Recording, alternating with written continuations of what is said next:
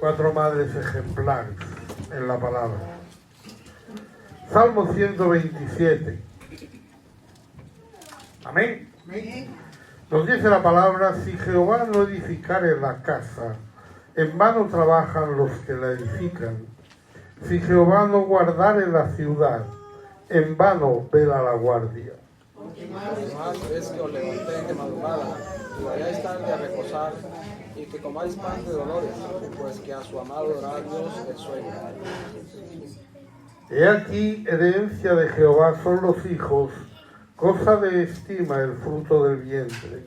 Como saetas en manos del valiente, así son los hijos habidos en la juventud.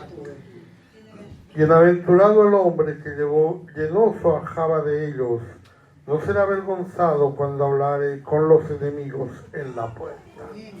Amén, gloria a Dios. Pueden sentarse, hermano. En la Biblia tenemos muchas madres. Para Israel el papel de madre era fundamental.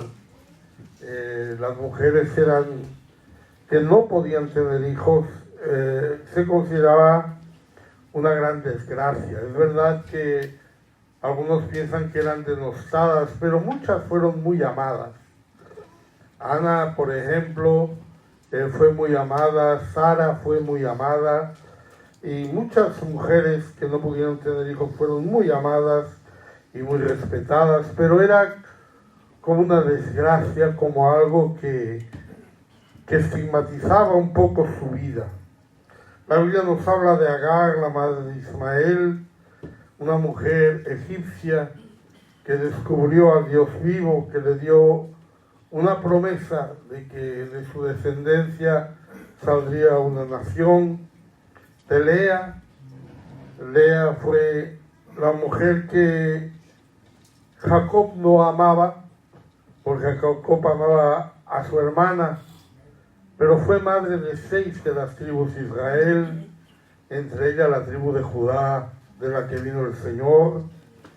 Jocabed, la madre de Moisés, una de las heroínas de la fe, que venció el temor de Faraón para cuidar a su hijo. Ana, que fue fiel a su promesa de ofrecer a Samuel cuando naciera. O Betsabé, la madre de Salomón, que peleó y luchó porque su hijo heredara el trono. Y tenemos mujeres anónimas también, madres de las que no sabemos su nombre, como la madre de Sansón, que cuando recibió la revelación de parte de Dios, ella supo cumplir con las instrucciones del ángel. O aquella madre prostituta que estuvo dispuesta a renunciar a su hijo con tal de que siguiera vivo. Yo he traído 2 ejemplos de madres del Antiguo Testamento y 2 del Nuevo Testamento.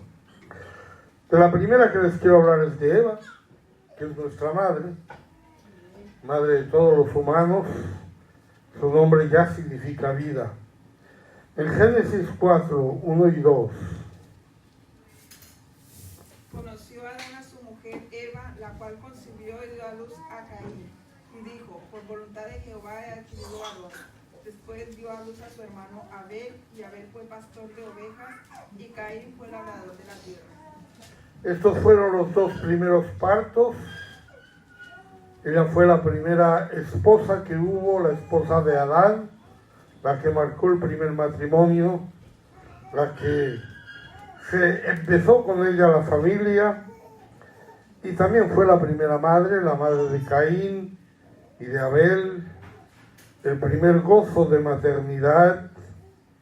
También debió ser la primera abuela. Adán vivió 930 años, Eva no sabemos cuánto tiempo duró, pero Adán conoció hasta Lamec, el padre de Noé.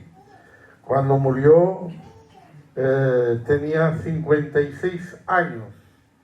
El padre de Noé era la 8ª generación que Adán pudo ver. Adán primero la llamó varona porque fue tomada del varón. En Génesis 2:23 Entonces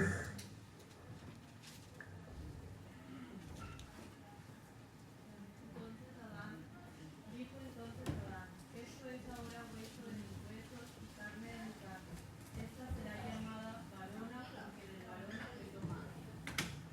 Y eso fue así hasta la caída. Cuando llegó el pecado, cuando el pecado llega a la vida de esta pareja, entonces el nombre es cambiado. Y Adán le da un nuevo nombre. En Génesis 3:20. Llamó a Adán el nombre de su mujer Eva, por cuanto ella era madre de todos los vivientes. Le cambió el nombre por una razón. Primero le llamó varona, porque lo importante o lo impresionante era que era como el varón. Era que había salido del varón y era carne de su carne y hueso de sus huesos. Y ella dijo, será llamada varona, es como un varón. Pero cuando caen en pecado, hay un cambio. Y ahora lo que llama la atención de Adán es que va a ser madre, de los vivientes. Y eso iba a ser lo importante, porque la descendencia de Eva iba a ser lo importante. Eva tal vez acabemos aquí con ella. Eva tal vez no sepamos nada más de ella. No sabemos si hizo algo, si no hizo nada. Pero hay una descendencia de ella y de sus descendencias está llena la Biblia, por cuanto todos los hombres descienden de ella. Ella se le dijo que el día que comiera de ese fruto iba a morir, y ella lo sabía, y ella lo dijo al enemigo cuando la tentó. Le dijo que Dios había dicho eso, y que ella sabía que si pecaba iba a morir, y que si tomaba de ese fruto iba a morir, aunque el enemigo le convenció de lo contrario. Pero cuando ella tomó de ese fruto, no murió. Y no solo no murió, sino que fue capaz de dar vida y de tener hijos. Porque ella esperaba una promesa. Esta promesa que dicen, la primera promesa que tenemos del Mesías, no se le dio a Adán, ni tampoco se le dio a Eva. De hecho, no es una promesa, sino es una amenaza. Es una profecía dada al diablo. En Génesis 3, 14, 15. Y Jehová, Dios dijo a la serpiente, por cuanto esto hiciste, maldita serás entre todas las bestias y entre todos los animales del campo. Sobre tu pecho andarás y polvo comerás todos los días de tu vida. Y pondré enemistad entre ti y la mujer, y entre tu simiente y la simiente suya. Esta te herirá en la cabeza y tú la herirás en el calcañar. Dios le dijo esto al diablo. No se lo dijo a Adán ni a Eva, sino al diablo. Pero Eva lo oyó y Adán también lo oyó. Estaban allá en la presencia de Dios cuando Dios habló estas palabras, y Eva las creyó a pies juntillas.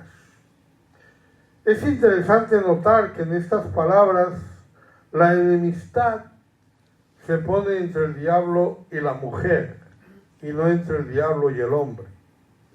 Porque la mujer es la que va a tener descendencia, la mujer es la que va a dar a luz a toda la descendencia. Y todas las personas que vivimos hemos nacido una mujer. Tenemos una madre. Si usted ha oído decir a alguien que tiene dos madres o que tiene dos padres, no está mal dicho en castellano, es correcto, porque en castellano la palabra madre o padre no solo se refiere al que engendra, sino también al que cuida.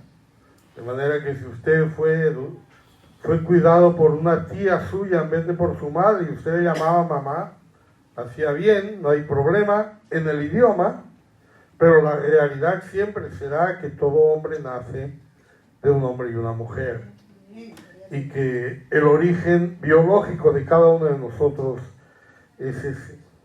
Eva creyó esa profecía a pies juntillas.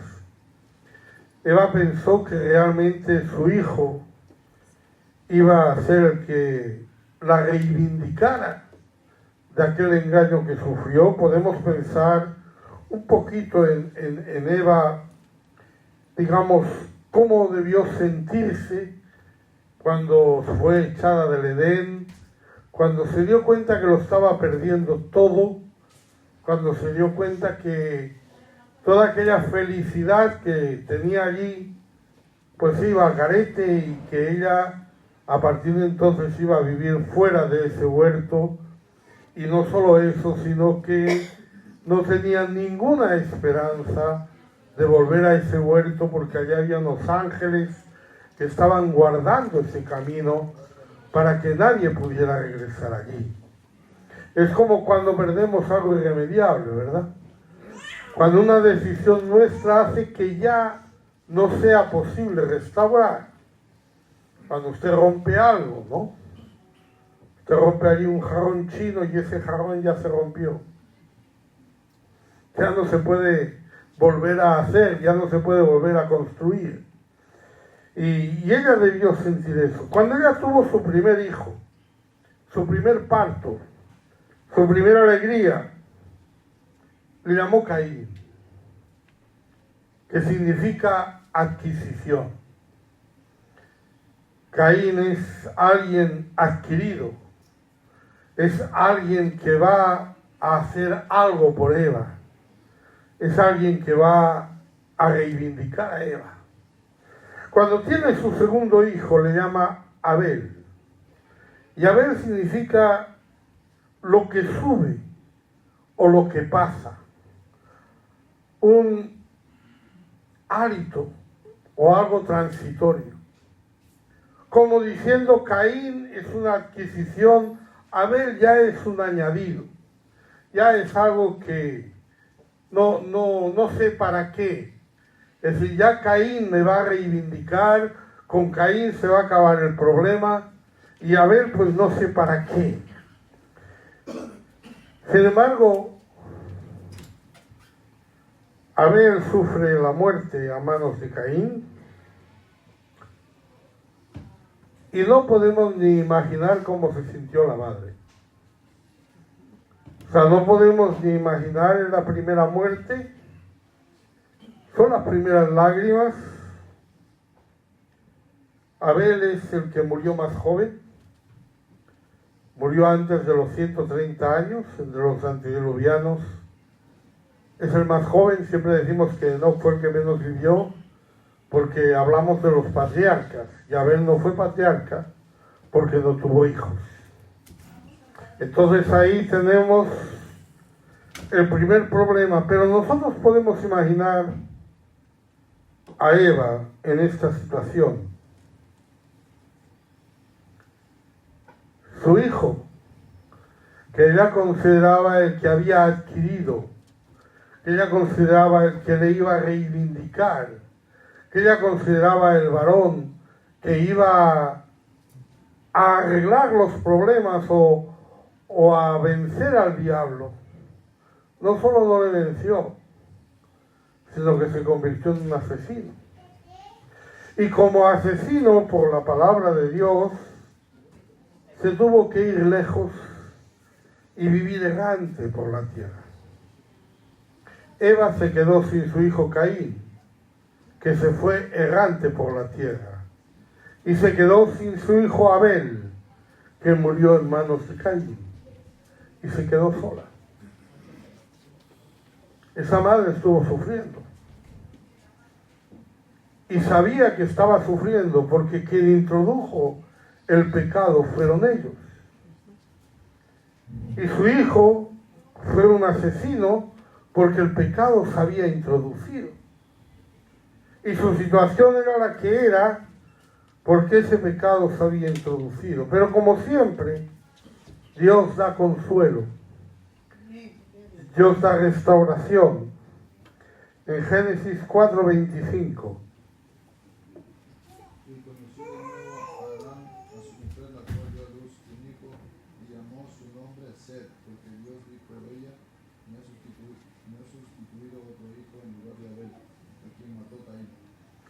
Dios me ha sustituido otro hijo. Set significa sustituiré.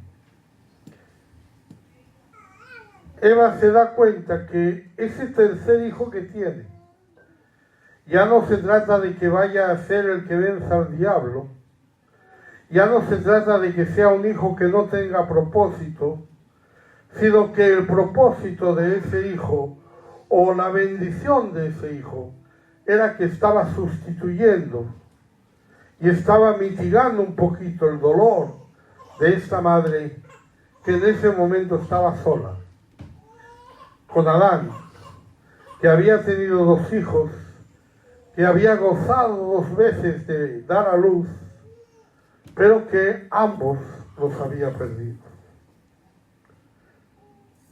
¿De qué nos está hablando Eva?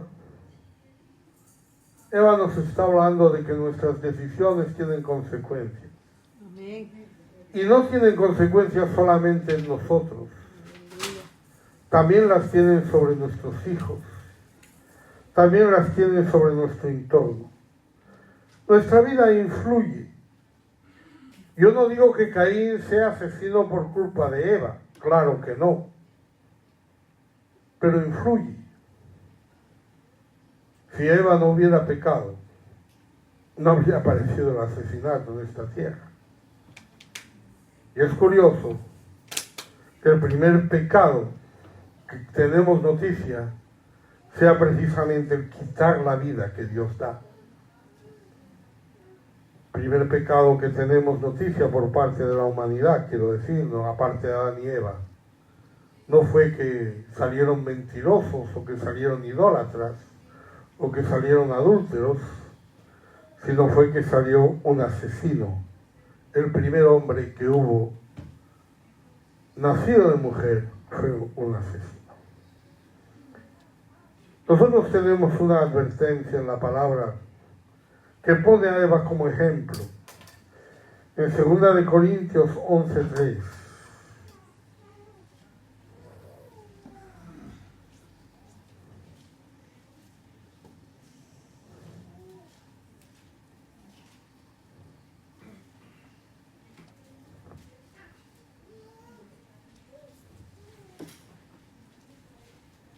Pero temo que como la serpiente con su astucia engañó a Eva, vuestros sentidos sean de alguna manera extraviados de la sincera fidelidad a Cristo.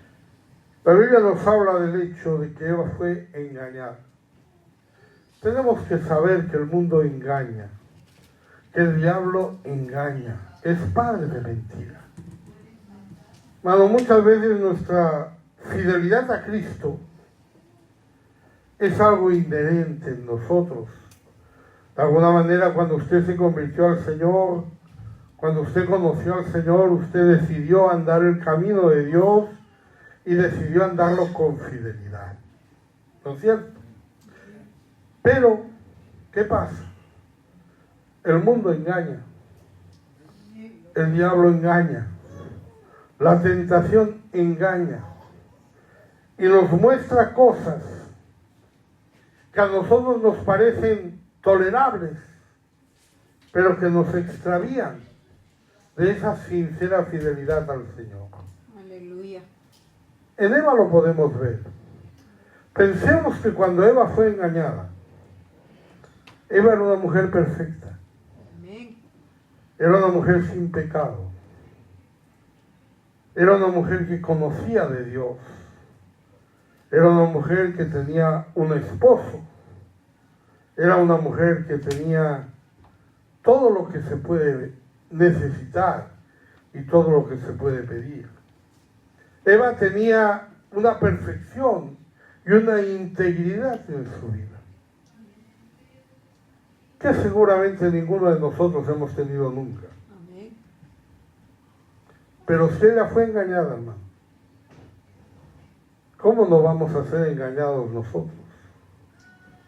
¿Cómo podemos pensar que nosotros nunca nos va a pasar? Nosotros nunca nos vamos a apartar. Nosotros siempre lo vamos a hacer bien. No, tengamos cuidado, hermano. porque el diablo engaña.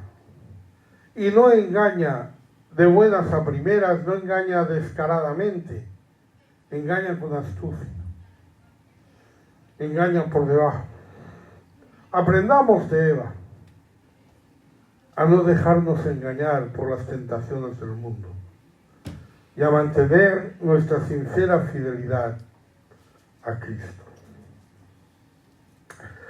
La segunda madre de la que les quiero hablar es Sara. Es la madre de los israelitas. Es la única mujer a la que Dios le cambió el nombre. Cuando ya tenía 89 años. Se llamaba Sarai, que significa mi princesa, y se le cambió el nombre por Sara, que significa princesa. En Génesis 17, 15 y 16,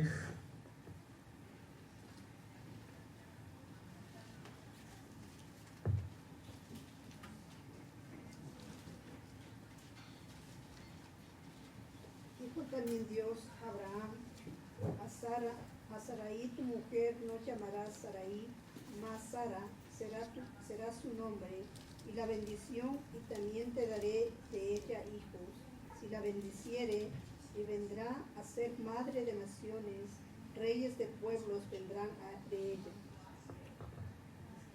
dice que la bendeciré y vendrá a ser madre de naciones. Sara es la esposa de Abraham, era una mujer estéril. Fue estéril toda su vida, hasta los 90 años que nació Isaac. Y a pesar de eso, Abraham la amó. Estuvo con ella y fue fiel a ella. Abraham no se le conocen más esposas que Sara hasta que Sara muere. Pero esta mujer, que la Biblia nos la presenta como una heroína de la fe, fue capaz de creer a Dios a los 90 años. En Hebreos 11:11.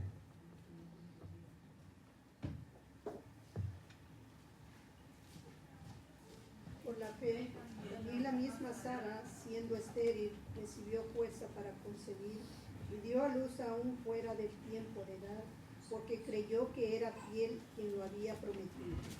Dio a luz porque creyó que era fiel. Es la única, bueno, no la única mujer en los héroes de la fe que usted tiene en Hebreos 11. La otra mujer es Jocabet, la madre de Moisés, y otra mujer es Rahab, la ramera de Jericó. No se mencionan más mujeres entre los héroes de la fe. Esta mujer, por fe, hizo algo que era imposible, y más imposible en su tiempo. Hoy en día prácticamente se pueden tener hijos a cualquier edad, no hay mucho problema, tenemos avances médicos, que si una mujer mayor se queda embarazada, pues la van a seguir, la van a controlar, le van a estar ajustando lo que tengan que ajustar para procurar siempre que pueda tenerlo. No era así en ese tiempo. Los embarazos eran tiempos solitarios, no tenían gente que estuviera a su lado, no les iban haciendo pruebas cada cierto tiempo para ver cómo iba, tampoco les daban clases de cómo ser madre o cómo tener a luz, sino que ahí estaba, llegaba el día de dar a luz y daban a luz y ya está. Y no había más. Tal vez había bastantes muertes de las personas cuando nacían. Sin duda había mucho sufrimiento por parte de las madres.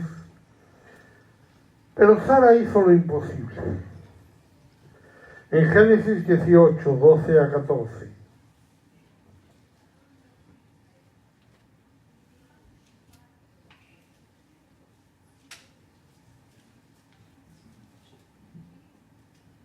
Se rió, pues Sara, Respondió pues Sara entre sí diciendo: después que he envejecido, ¿tendré deleite siendo también mi señor ya viejo?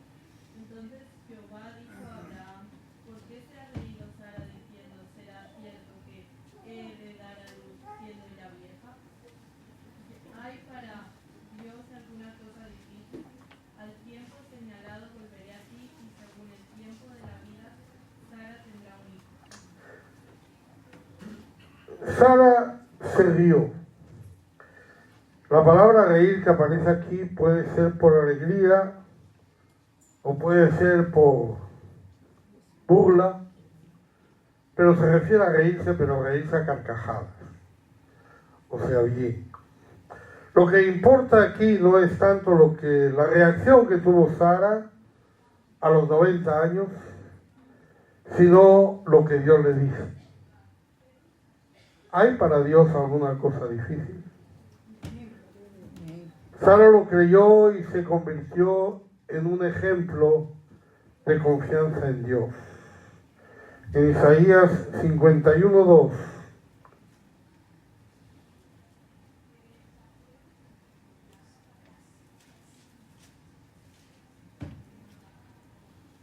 Mirad a Abraham vuestro padre y a Sara quien dio a luz, porque cuando no era más que uno solo os llamé, y lo bendije y lo multipliqué.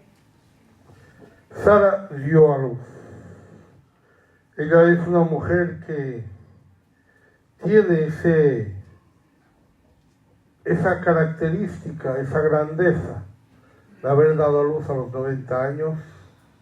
Es probablemente la madre más anciana de la Biblia.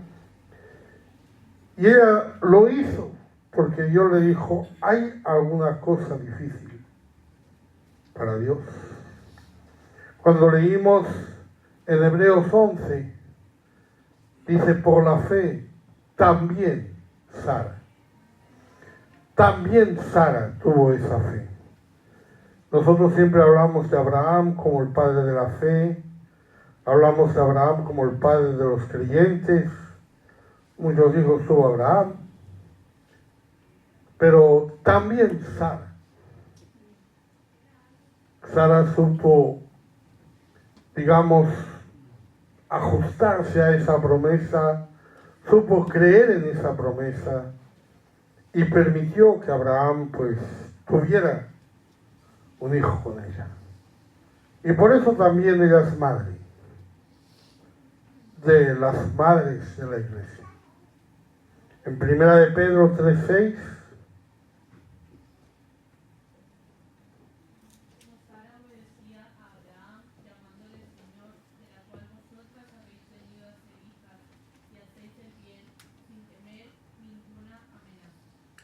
de la cual vosotras habéis venido a ser hijas. Abraham tuvo muchos hijos, Sara tuvo muchas hijas. Tal vez tendríamos que cambiar la canción algún día. Porque nos dice que ella es madre de las creyentes. Amén. De Sara podemos aprender eso. A confiar en Dios cuando las circunstancias nos parecen imposibles.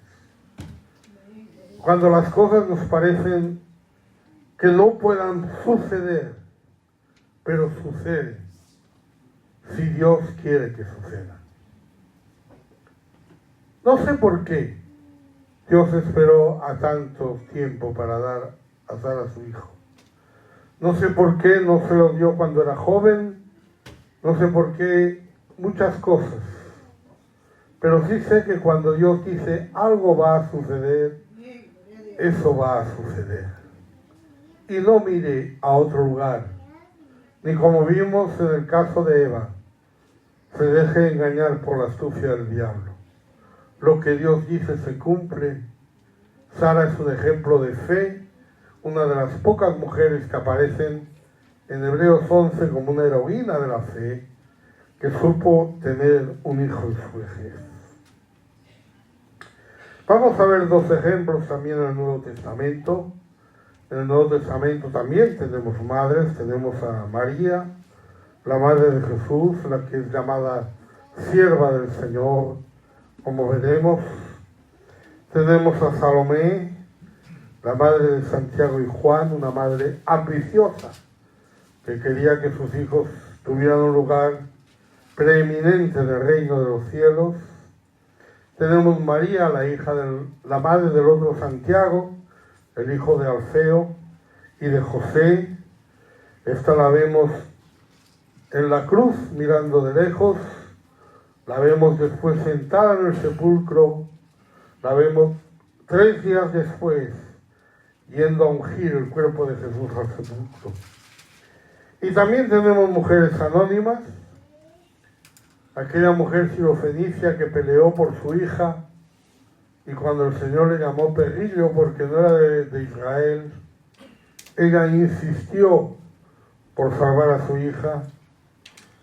También tenemos a la madre de Rufo, que Pablo también considera que era madre suya, que tampoco sabemos su nombre ni quién era. Yo quiero hablarles de 2 madres en este Nuevo Testamento y quiero hablarles de Elizabeth, la madre de Juan el Bautista. Una gran mujer. Elizabeth significa juramento de Dios. En Lucas 1, del 5 al 7. Hubo en los días de Herodes, rey de Judea, un sacerdote llamado Zacarías, de la clase de Abías. Su mujer era de las hijas de Aarón y se llamaba Elizabeth. Ambos eran justos delante de Dios y andaban irreprensibles en todos los mandamientos y ordenanzas del Señor. Pero no tenían hijos porque Elizabeth era estéril y ambos eran ya de edad avanzada. Ella y su esposo Zacarías, nos dice la Biblia que ambos eran justos y andaban irreprensibles en los mandamientos de Dios. Una pareja que no tenía hijos porque ella era estéril, y también una pareja que se quiso y se respetó, y la mujer no fue desdeñada por no poder tener hijos, sino que vivieron juntos hasta una edad avanzada, dice la Biblia, y Elizabeth vivió en esa edad avanzada. Y en esa edad avanzada, María la visitó cuando ya estaba encinta,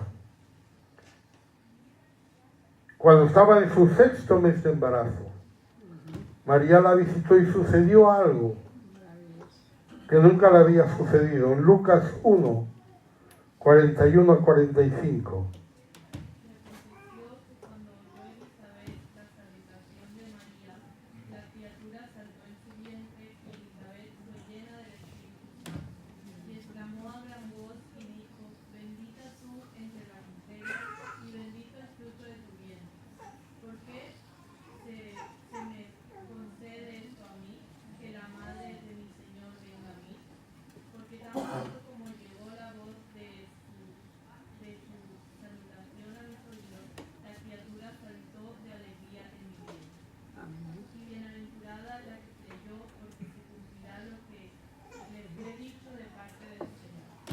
Nos dice la Biblia que Elizabeth fue llena del Espíritu Santo y profetizó. A edad avanzada, nunca lo había hecho, sin duda, pero a edad avanzada, cuando ella ve a María, el Espíritu viene sobre ella y profetiza, y le profetiza a María, de parte del Señor, y le llama la madre de mi Señor. Esa es la característica que le dice. Nosotros sabemos que ese nacimiento de Juan el Bautista fue anunciado a Zacarías, su padre, que era sacerdote, un día que le tocó ofrecer el incienso, un privilegio que no todos los sacerdotes tuvieron. Había uno que lo ofrecía y habían muchos sacerdotes. Se echaban suertes, los sacerdotes levantaban la mano con los dedos que querían que se contaran y se contaban los dedos porque en Israel está prohibido contar a las personas. Entonces se contaban los dedos y la persona que le tocaba ofrecía eso. Zacarías lo hizo. Allí se le apareció un ángel. En Lucas 1:13. Pero el ángel le dijo: Zacarías, no temas, porque tu oración ha sido oída y tu mujer Elizabeth te dará a luz un hijo y llamarás su nombre Juan. El ángel le anunció que su esposa iba a tener un hijo y le anunció y le dijo que ese hijo debía llamarse Juan. Eso se lo dijo el ángel a Zacarías, no se lo dijo a Elizabeth, se lo dijo a Zacarías. Y Zacarías ese mismo día y en la presencia del ángel se quedó mudo, no pudo hablar, por su incredulidad, porque él como que cuestionó esa promesa. Con todo él obedeció, con todo él en su vejez, se llegó a su mujer creyendo que se quedaría embarazada, y así sería.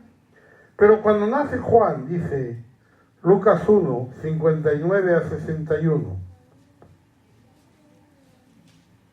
Aconteció que al octavo día vinieron para circuncidar al niño y le llamaban con el nombre de su padre Zacarías. Pero respondiendo su padre dijo, no se llamará Juan. Se llamará Juan. Le dijeron, ¿por qué? No hay nadie en tu parentela que se llame por este nombre. Cuando van a circuncidar al niño y preguntan qué nombre le quieren poner, Elizabeth, la madre, dice que se llamará Juan. Zacarías no pudo decírselo porque estaba mudo. Tal vez se lo escribió, yo no le voy a decir que no. Usted piensa que lo escribió, está muy bien. O tal vez fue también una profecía que ella recibió y que ella supo que el nombre debía ser Juan. Esta mujer es un ejemplo para nosotros de santidad personal. Una mujer que supo andar en los caminos del Señor. Si nosotros le dijéramos, como hemos dicho de Eva, que Dios le dio todo, si nosotros dijéramos, como le dijimos de Eva, que ella tuvo todo lo que el Señor le pudo dar, vamos a decir que no fue así, que ella fue estéril. Y que a pesar de ser estéril, ella fue fiel al Señor. Y a pesar de que eso para ella era una desgracia, digámoslo así, ella supo mantener su fidelidad a Dios con su esposo. Sin duda el esposo le ayudó mucho. Y yo digo, una cosa me llama la atención en la vida de ella, que también me parece un ejemplo. En lo personal ella es un ejemplo de santidad, pero también ella convivió 3 meses con María. Del 6º mes del embarazo al 9º mes del embarazo, ella convivió con María. Y yo me pregunto, ¿de qué hablaría? Elizabeth acababa de tener la experiencia de ser llena del Espíritu Santo. María tenía la experiencia que sabía que estaba embarazada del Espíritu Santo. ¿De qué hablarían esto? Porque yo creo que estas dos mujeres, y Elizabeth, porque estamos hablando de ella, nos hablan de la importancia de las conversaciones. ¿De qué hablamos? ¿Cuáles son los temas de nuestra conversación? Tal vez después del culto nos gusta hablar de lo que ha pasado, de la gente que no nos ha saludado, del predicador que se ha equivocado y ha dicho que en el arca de Noé entró Abraham con sus hijos.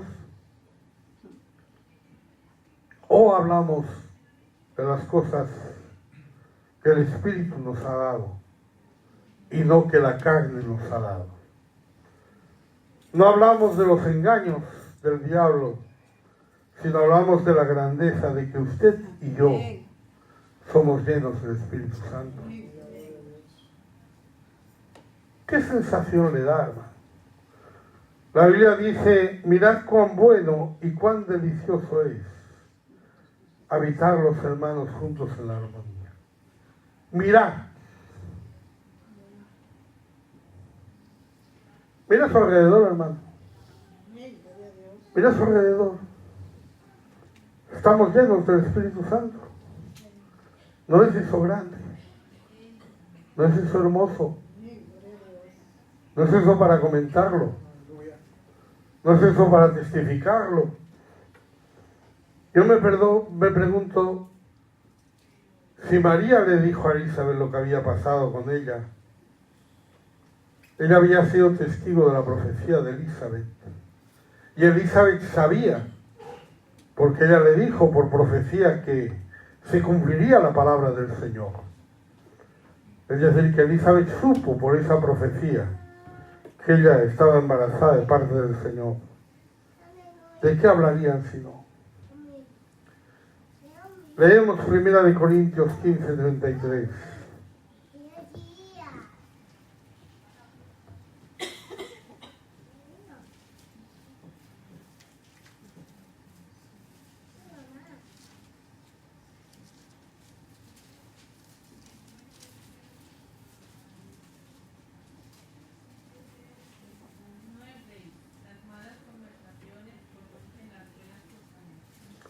Las malas conversaciones corrompen.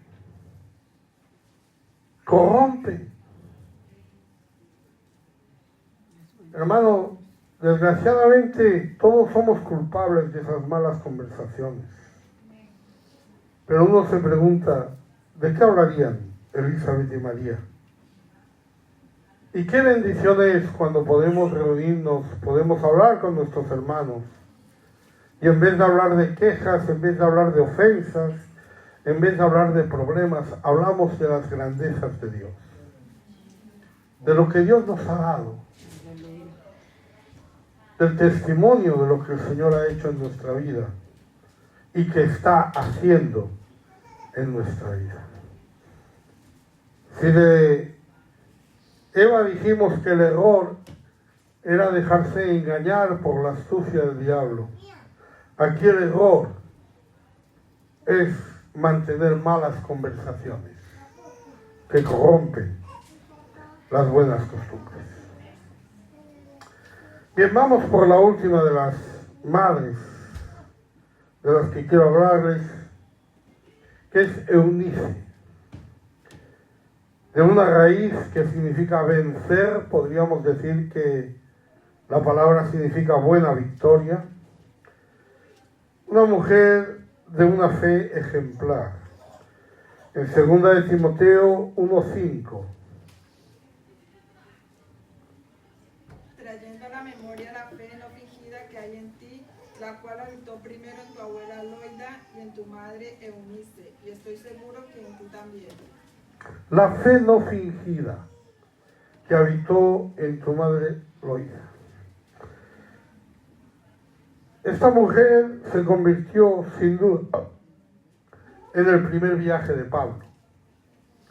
Ese primer viaje sucedió entre los años 45 y 48, y sin duda en esa visita que ellos hicieron en Listra, a la que llegaron huyendo de Iconio, donde les persiguieron, llegaron allí, en Hechos 14, 6 y 7.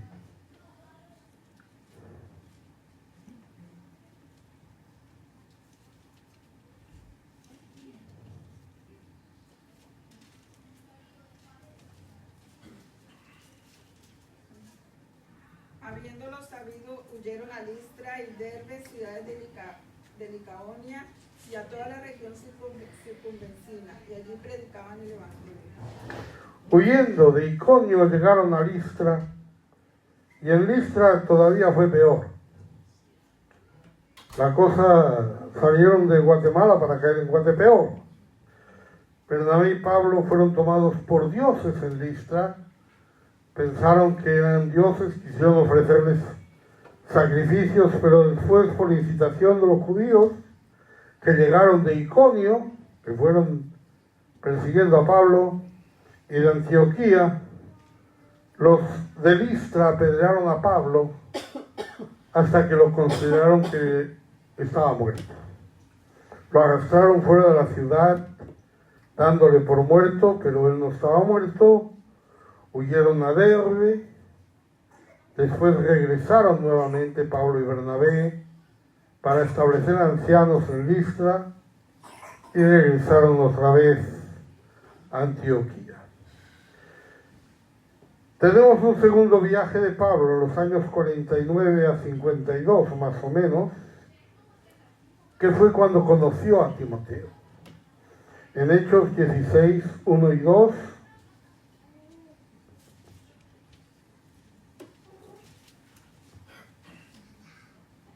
después llegó a Derbe y a Listra, y aquí había allí cierto discípulo llamado Timoteo, hijo de una mujer judía creyente, pero de padre griego, y daban buen testimonio de él los hermanos que estaban en Listra y en Iconio. había allí ese discípulo llamado Timoteo, que curiosamente nos dicen que ya tenía un buen testimonio. En Listra y en Iconio, que fue de donde tuvo que huir Pablo. Y de Listra también tuvo que ir Pablo, pero Timoteo estaba en Listra y en Iconio.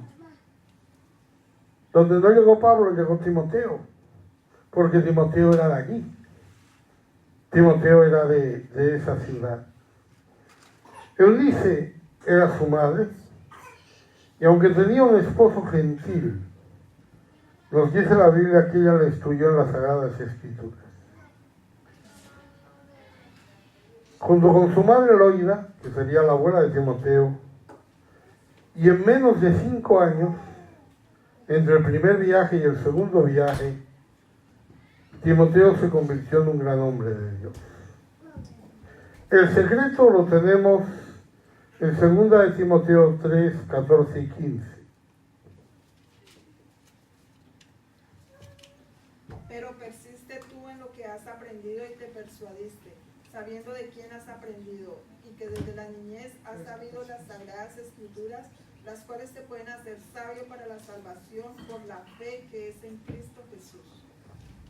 Dice, persiste en lo que has aprendido, que desde la niñez has sabido las Sagradas Escrituras. No se está refiriendo a los evangelios, no se está refiriendo a Cristo, porque en la niñez ni su madre ni su abuela le conocían, pero la madre y la abuela le estuvieron educando en la fe del Señor, en el Antiguo Testamento, en la ley de Dios. Le estuvieron educando en la verdad. Y cuando ellas se convirtieron, también Timoteo tuvo esa experiencia. Tal vez la tuvo al mismo tiempo que ellas, o tal vez la tuvo después, porque en el primer viaje no se le menciona, se le menciona en el segundo. Pero lo cierto es que estas mujeres, y Eunice, que es de la que estamos hablando, supieron enseñar a su hijo las Sagradas Escrituras. Era lo que quisieron enseñar. Yo no sé por qué Eunice tenía un esposo griego. Los judíos no podían casarse con griegos. No sé las circunstancias que le llevaron a eso. Y esas circunstancias me imagino que no serían muy agradables para Eunice, porque Eunice parece ser una mujer que conocía las Escrituras. Timoteo no recibió una enseñanza de su padre, recibió la enseñanza de su madre. Y cuando ella está enseñando y habla de las Sagradas Escrituras que él ha conocido desde la niñez, y que Pablo le está diciendo, persiste en eso que has aprendido, en eso que te persuadiste, y dice que desde la niñez has sabido, sabiendo de quién has aprendido. ¿De quién has aprendido? De tu madre. ¿De quién has aprendido? De tu abuela. Ellas son las que te han enseñado a amar a Dios, te han enseñado la ley, te han enseñado el verdadero Dios, que tu padre no conoce porque es griego, que tu padre no conoce porque probablemente ni siquiera fuera adorador del Señor. Pero esta mujer nos está hablando de algo importante también, como todas las que hemos visto, la necesidad de enseñar a los hijos en la misma fe que nosotros hemos recibido. Necesitamos enseñar y hablar a nuestros hijos vuelvo a decir, no le hable de los problemas de la iglesia, no le hable de problemas, no le hable de cosas negativas que no edifican, pero háblele del Señor. Háblele de las cosas de Dios, háblele de la Biblia, háblele de las cosas que son importantes y que pueden hacer que ellos puedan levantarse, y que si alguien les dijera, escucha lo que has aprendido, persiste en lo que has aprendido, y que sabes de quién has aprendido, y esa persona pensar así, yo he aprendido de mi madre. Mi madre fue la que me enseñó, mi madre fue la que me llevó los primeros pasos. Esa necesidad es importante. Y yo quiero, dedicándole un versículo, por decirlo así, a Loida. No he hablado de Loida. De hecho, no sabemos mucho de Loida, más que lo que decimos aquí, que es la abuela de Timoteo. Pero hay un versículo que quizá la define y que yo creo que es hermoso. En Tito 2:3.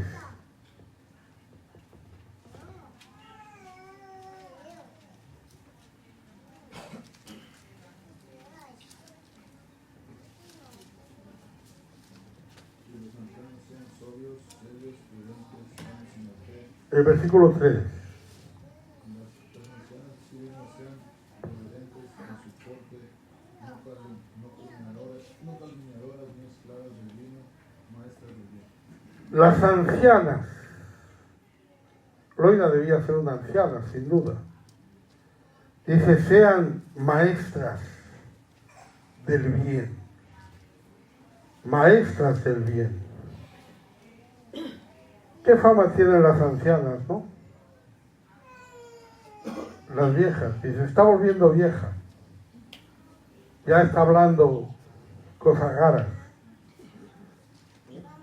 Ya está quejándose, ya está murmurando, ya está metiéndose. Pero aquí hablamos de ancianas que fueron maestras del bien. Loida, una anciana. Te preguntan, ¿de qué hablaba Loida? De las Sagradas Escrituras. ¿De qué hablaba Loida? De las cosas de Dios. Del bien. Timoteo tuvo una maestra del bien, que fue su abuela. Señor, permita que cuando seamos viejos podamos ser maestros del bien para nuestros nietos, para nuestros hijos. Amén. Gloria a Dios.